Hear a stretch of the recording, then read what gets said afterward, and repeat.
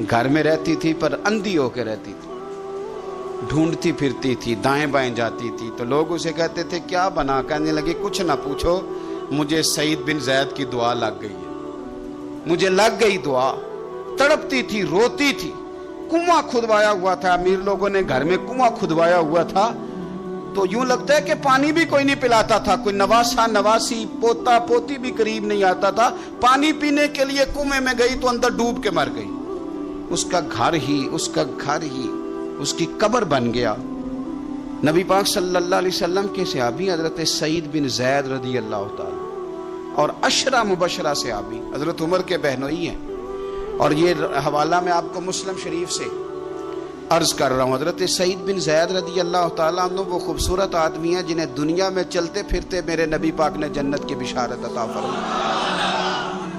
बंदे का कद काठ देखें कि जन्नती बंदा, यानी इतना एतमाद हुजूर ने किया कि फरमाया इसके बाद वाले आखिरी दम तक के आमाल पर भी मैं जानता हूं ये जन्नतियों वाले काम करेगा। इतना बड़ा आदमी, लेकिन एक औरत ने आके झगड़ा शुरू कर दिया। अरवा उस औरत का नाम था। उसे आके हज़रत सईद बिन ज़ैद से झगड़ा शुरू किया कि ये जो मकान है ना आपका, इसमें इतनी जगह मेरी है। मुझे आप बताएं, एक शरीफ आदमी से औरत झगड़ा करे तो बंदा जवाब में कुछ कर सकता है? अब मेरी बात को समझे, अब शरीफों की मजबूरियां तो समझे कितनी ज्यादा हैं। भाई एक औरत आ गई, उसने दावा कर दिया, अब बिना वजह इंसान कटहरे में खड़ा हो जाता है। यहाँ को बंदा आगे कह देता, कहता जी मैंने 20 लाख रुपया लेना है, तो शरीफ आदमी उधर क्या करेगा? वो तो मुफ्त में, और दाएं बाएं बैठे लोग वैसे ही परेशान हो जाएंगे कि पता नहीं कोई बात होती है तो कोई आता है ना। उसने कह दिया कि मकान में मेरा हिस्सा है। और कह किसे दिया? उसे जिनके आमाल के सही होने की गवाही मदीने वाले रसूल ने अता फरमाई। उसने कहा जनाब ये मकान में मेरा हिस्सा है। अब हजरत सईद बिन ज़ैद रज़ी अल्लाह ताला अन्हु फरमाने लगे ये जमीन इसी को दे दो। खत्म हो गई बात। शरीफ आदमी कैसे झगड़ा करे? अब मैं आपको एक बात बताऊं, अगर इस तरह भी बंदा कर दे तो बातें फिर भी होती हैं। लोग कहते हैं बिला वजह तो नहीं ना दे दी, ऐसे तो नहीं ना कोई दे देता 4 मरले, ओ भाई ऐसे तो नहीं ना। फौरन फरमाया हजरत सईद बिन ज़ैद, फरमाया दे दो इसे। तो आपके अहले खाना कहने लगे हुजूर जब आप इसे क्यों दे रहे हैं? फरमाया तुम दे दो। मेरे नबी पाक सल्लल्लाहु अलैहि वसल्लम ने फरमाया जिसने एक बालिश्त जमीन पर नाजायज कब्जा किया, अल्लाह क़यामत के दिन 7 जमीनों का तोक बना के उसके गले में डाल दे। फरमाया उठाने दो इसे, तोक इसे उठाने दो। और एक हदीस में फरमाया 7 जमीनों में धंसा देगा अल्लाह उसे, इसे उठाने दो, दे दो। लेकिन तकलीफ तो होती है ना। अब ये नहीं है कि कहां से इतना हौसला बंदा करे, दिल तो टूट जाता है ना कि यार मेरे ऊपर इस तरह इल्जाम लगाना, और इस तरह किसी शख्स के बारे में, वो बंदा जिसने जिंदगी तकवे में गुजार दी, उस पर इतना घिनौना इल्जाम लगा देना।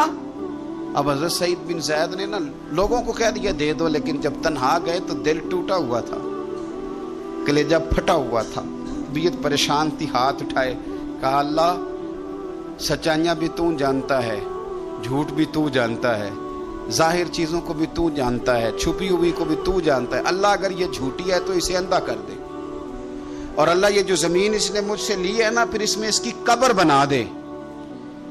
बादशाह ने लिखा है कि हज़रत सईद बिन ज़ैद तो पहले विसाल कर गए, लेकिन वो औरत जमीन तो ले ली, घर में रहती थी पर अंधी होकर रहती थी, ढूंढती फिरती थी, दाएं बाएं जाती थी। तो लोग उसे कहते थे क्या बना? कहने लगे कुछ ना पूछो, मुझे सईद बिन ज़ैद की दुआ लग गई है, मुझे लग गई दुआ। तड़पती थी, रोती थी, कुआं खुदवाया हुआ था, अमीर लोगों ने घर में कुआं खुदवाया हुआ था। तो यूं लगता है कि पानी भी कोई नहीं पिलाता था, कोई नवासा नवासी पोता पोती भी करीब नहीं आता था। पानी पीने के लिए कुएं में गई तो अंदर डूब के मर गई। उसका घर ही उसकी कब्र बन गया। देखिए ना, लोग उस वक्त समझ रहे होते हैं कि जनाब देखा ना मेरा पता चल गया, हंस रहे होते हैं कि देखा मैंने कितना रुसवा कर दिया, देखा फिर फलाना कितनी मिन्नतें कर रहा था, देखा। और तुम्हें पता नहीं, तुम क्या समझते हो कि जिसको तुमने रुसवा करना चाहा उसका किसी جو ہے وہ وزیر مشیر اور بڑے آدمی سے تعلق نہیں تھا تو وہ تمہارے ہتھے چڑھ گیا. یاد رکھنا اگر اس کا وزیروں مشیروں سے تعلق نہیں نا غریب کا تو اللہ ولی الذین آمنوا. اللہ تو وارث ہے کہ نہیں مومنوں کا؟ اللہ تو وارث ہے کہ نہیں مومنوں کا؟ نبی پاک تو والی ہیں کہ نہیں اپنی امت کے؟ تو تم کس طرح سمجھتے ہو کہ بندہ اور وارث شاہ مان کری نہ وارثادہ، رب بے وارثہ کر کے مار دے. تو ہم جب چل رہے ہوتے ہیں نا تو پھر تو ہماری قد کاٹ کا کون مقابلہ کرے، اور جب ہم چڑھ جائیں ہوا کے گھوڑے تو پھر کون ہمارا رخ پھیرے. لیکن یاد رکھنا ایک عدل کرنے والی ذات ہے، جب لگامیں کھینچتی ہے تو پھر لوگوں کو کوئی چارہ. اپنی زندگی کے اندر کبھی بھی کوئی کام ایسا نہ کریں، کبھی بھی. آگے بڑھتا ہوں. بصرے کا گورنر حجاج بن یوسف بڑا ظالم آدمی تھا. تو حضرت سعید بن جبیر رضی اللہ تعالیٰ عنہ ایک تابعی بزرگ تھے، تو آپ نا اس کے غلط کاموں پہ اسے ٹوکا کرتے تھے. ہمارا یہ مسئلہ ہوتا ہے کہ جب ہمیں کو ٹوکتا ہے تو ہمیں ضد چڑھتی ہے. یہ نہیں دیکھتے کہ میں پہلے دیکھ لو میری کہیں کوتاہی پہ تو نہیں ٹوک رہا. وہ ظالم تھا، آپ اسے ٹوکتے تھے. تو جب روک ٹوک ہونے لگی تو یہ جو بادشاہ قسم کے لوگ ہوتے ہیں ان کی خواہش ہوتی ہے کہ ہمیں پوچھنے والا کوئی نہ ہو. روک ٹوک بڑی تو اس نے بلا لیا حضرت سعید بن جبیر رضی اللہ تعالیٰ عنہ کو، بلا کے کہنے لگا میں آپ کو قتل کروں گا. تو آپ فرمانے لگے جس طرح تو مجھے قتل کرے گا نا میرا رب بھی تجھے اسی طرح ہی قتل کرے گا. اللہ والے تھوڑا کسی سے ڈرتے ہیں، وہ اسی طرح تجھے قتل کرے گا.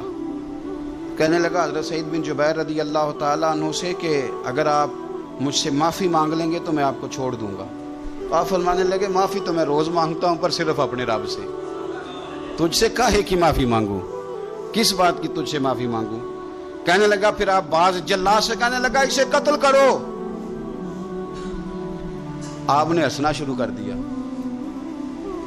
تو وہ کہنے لگا ہنستے کیوں ہو؟ فرمانے لگے تیری جرت پہ ہنس رہا ہوں کہ خدا کا کمزور بندہ ہو کے تو کس طرح کی جرت کے ساتھ باتیں کر رہا ہے کہ میں تجھے قتل کرا دوں گا.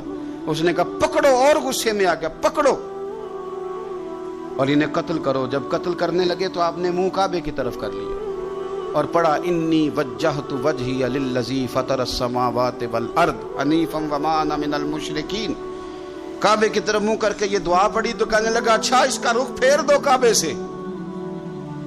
تو آپ کا جب رخ پھیرا تو آپ فرمانے لگے تو بڑا ہی بیوقوف ہے، فَإِنَّمَا تُوَلُّوا فَثَمَّ وَجْهُ اللَّهِ. تمہیں پتہ نہیں منہ جدھر بھی کرے اللہ ادھر ہی ہوتا ہے. تو بڑا بیوقوف ہے، تو کعبے سے رخ پھیر کے سمجھتا ہے کہ اللہ کوئی معاذ اللہ مقید ہے. ادھر رب تو ہر طرف ہے، جلوہ تیری ذات کا کو بکو ہے. میں جدھر دیکھتا ہوں ادھر تو ہی تو ہے، جدھر دیکھتا ہوں ادھر. جے میں تینوں اندر جانا تو پھر مقید جانا، تو جے میں تینوں باہر جانا تے اندر کون سمانا. اندر بھی تو ہے تے باہر بھی تو ہے تے بلا کون نمانا. فرمایا کہ بھئی ہر طرف ہی اللہ ہے. اب اس نے پتہ کیا کیا، آپ کو جب قتل کروا رہا تھا نا تو حضرت سعید بن جبیر نے ہاتھ اٹھایا کہ اللہ میرے بعد اسے کسی اور کو قتل کرنے کا موقع نہ دینا. میں اتنی بات کسی اور پر اسے مسلط نہ کرنا. حضرت سعید بن جبیر قتل ہوئے، شہید ہوئے تو اتنا خون بہا، اتنا خون بہا کہ خون بند ہی نہیں ہوتا، اتنا خون. وہ کہنے لگا وزیروں سے، مشیروں سے، طبیبوں سے کہ اتنا خون. تو وہ کہنے لگے بادشاہ یہ خون بتاتا ہے کہ یہ بندہ تجھ سے ڈر کے نہیں مرا، ورنہ تو تلوار بندے کے قریب آتی ہے تو خون خشک ہوتا جاتا ہے، ورنہ تو حکم ہوتا ہے سزائے موت کا تو لوگوں کے کپڑے ڈھیلے ہو جاتے ہیں، جسم کمزور ہو جاتا ہے. یہ بندہ نہ ڈر تھا اس لیے اتنا اس کا خون نکلا ہے کہ اسے کوئی ڈر نہیں تھا. حضرت سعید بن جبیر کو قتل کرنے کے بعد نا حجاج بن یوسف 15 دن زندہ رہا ہے، صرف 15 دن.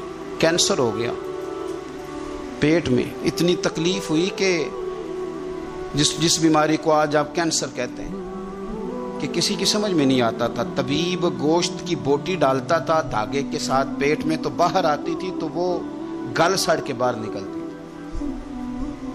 اس کے اپنے بھی اس کے کمرے میں نہیں جاتے تھے. او یارو، ظلم کرتے ہوئے لوگ سوچتے نہیں کہ اس کا حساب کتنا بھیانک ہوگا. رات کو چیخ مار کے اٹھتا، گھر والے کہتے تجھے کیا ہوا؟ وہ کہتا تھا جب بھی میں سوتا ہوں تو سعید بن جبیر میری خواب میں آتے ہیں. اور میری ٹانگ پکڑ کے گھسیٹتے ہیں تو میری آنکھیں کھل جاتی ہیں. یہ جو بددعائیں ہیں یہ تمہارے بستر تک تمہارا پیچھا کرتی, یہ نیندوں میں سوراخ کر دیتی. لوگ کہتے ہیں پتہ نہیں کیا بات ہے, سویا نہیں جاتا. تو میں کہتا ہوں پتہ کر لو, شاید کو بات نکل ہی آئے. پتہ کر لو, دیکھ لو, غور کر لو, توجہ کر لو, شاید کو بات نکل آئے. اگر نکل آئے نا تو پھر توبہ کر لو, اور اگر نکل آئے تو پھر معافی مانگ لو. اگر نکل آئے تو پھر اللہ سے ڈر جاؤ, اگر نکل آئے تو پھر احتیاط کر جاؤ. لیکن باتیں نکلنے پر بھی ہم ماننے کو تیار. تو یہ مت سمجھے کہ جب انسان کسی کا ظلم کرے گا تو وہ چین کی نیند سوئے گا. یہ ہو سکتا, جیسا کرو گے پھر ویسا, جیسا کرو گے پھر ویسا. مجھے بڑی ایک شخص کی, اور میں اس بندے کو داد دیتا ہوں. اس نے بڑی اعلیٰ ایک دفعہ بات کی. مجھے کسی نے بتایا کہ یہ فلانا آدمی اپنے باپ کا بڑا سخت نافرمان ہے. تو میں چلا گیا اور مجھے پتہ چلا کہ وہ بیچارے جو ہیں اس کے والد وہ تکلیف میں ہیں. تو میں نے جا کے ان سے کہا کہ آپ مہربانی کریں اس بچے سے کہ اپنے ابے کو راضی کر. تو مجھے کہنے لگا پیر صاحب آپ کے آنے کا شکریہ, پر یہ جو کر رہا ہے ٹھیک کر رہا ہے. میں نے کہا کیوں؟ کہنے لگے میں نے اس سے بڑھ کر اپنے ابا کو ستایا, یہ ٹھیک کر رہا ہے. وہ روتا تھا شخص, وہ روتا تھا, کہتا تھا میں نے اس سے زیادہ زیادتیاں کی. تو یہ جو میرے ساتھ کر رہا ہے نا یہ صحیح کر رہا ہے. یہ میری بہو کے سامنے جب مجھے برا بھلا کہتا ہے تو یہ میری سزا, یہ میرا بنتا تھا, میرے ساتھ ہونا چاہیے تھا. یہ اپنے بچوں کے سامنے جب میرے ساتھ سخت رویہ اختیار کرتا ہے تو یہ جو ٹھیک کر رہا ہے جو بھی کر رہا ہے. لیکن میں نے اس کے بیٹے کو کہا, میں نے کہا پتر جہاں تیرا والد آج کھڑا ہے تو بھی کل یہیں کھڑا ہونا چاہتا ہے. تیرا بھی ارادہ ہے کہ اسی جگہ کل تجھے کھڑا کیا جائے اسی کٹہرے میں. کہنے لگا نہیں. تو میں نے کہا پھر تو اللہ پہ چھوڑ, تو کس چکر میں پڑ گئے. آپ یقین کریں, آپ سکون دیں, دل پہ ہاتھ رکھ کے اپنے آپ سے پوچھ لو کہ ماں باپ جن کے چلے گئے وہ راضی گئے. نہ کسی کو بتانا, نہ کسی سے ذکر کرنا, وہ اپنے آپ سے